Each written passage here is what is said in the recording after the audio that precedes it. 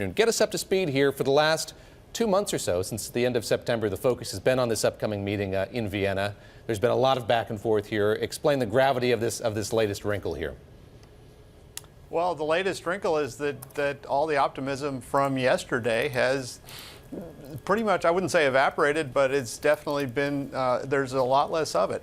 Notice prices are down about 70 cents today after being up 4% yesterday. And everything we were hearing through yesterday was that we were close to an agreement, that Iran and Iraq and even smaller producers like Nigeria and Libya were signed on, and that the Russians were talking about freezing output also, even though they're not part of OPEC, and that all seemed pretty good reason for optimism. And now today we're hearing that that has somewhat fallen apart. Iran and Iraq both would like to pump as much as they can, and it's pretty difficult to enforce a ceiling if two of your three largest producers are doing that. Yeah, help us understand the sticking point here. What are Iraq and Iran arguing? They're both arguing that special circumstances should allow them to pump at higher numbers. Iran obviously is coming back from several years of sanctions and has been cranking up production for most of the year and is up around 4 million barrels a day now.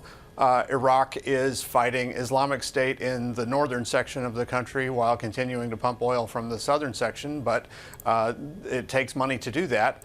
And so both of those nations are saying these are special circumstances and we should be, either exempt from the LIN or get a higher number or something. But again, if you're trying to keep production down to 32.5 or 33 million barrels a day, it's hard to let two producers go way over what they've customarily been doing. Well, can I just point out OPCA Go on the Bloomberg one more time, Richard? I'm sure you know it backwards, but it's a great little function to show us in 3D as well as linearly, as well as numerically and so on, what the different countries pump and what their targets are.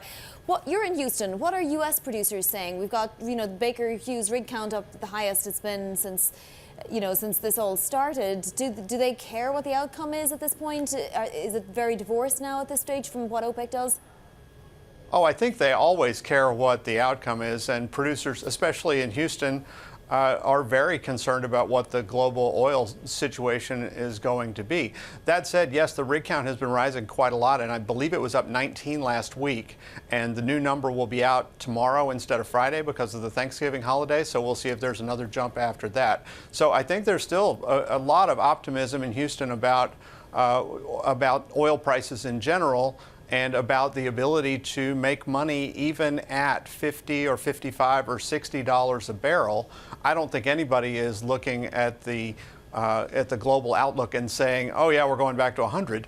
But they've found some ways to make money at 60. The Permian Basin is doing extremely well, and that may be where we are.